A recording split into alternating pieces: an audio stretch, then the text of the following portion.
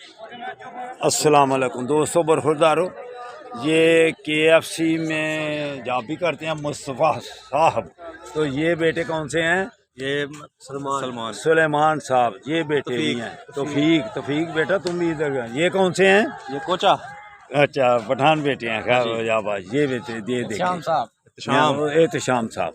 तो वो बेटे सारे खेल रहे हैं। तो बेटो बरखुरदारो, young old man Sialkot follow और बेल आइकन को दबाना नहीं भूलना। Good job. इंशाअल्लाह ताला फिर सेहत बनेगी इंशाअल्लाह। ये बेटा कौन सा है? ये बिलाल बिलाल जिंदाबाद। तो बेटो, अगर आपने सेहत में रहना है, तंदुरुस्ती स्मार्ट में रहना है, खूबसूरत रहना है, तो फिर आपको वर्जिशें लगानी पड़ेगी।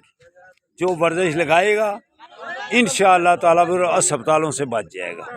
तो रोज़ा रख के लेट ना रहा करो, पार्क में आ जाया करो।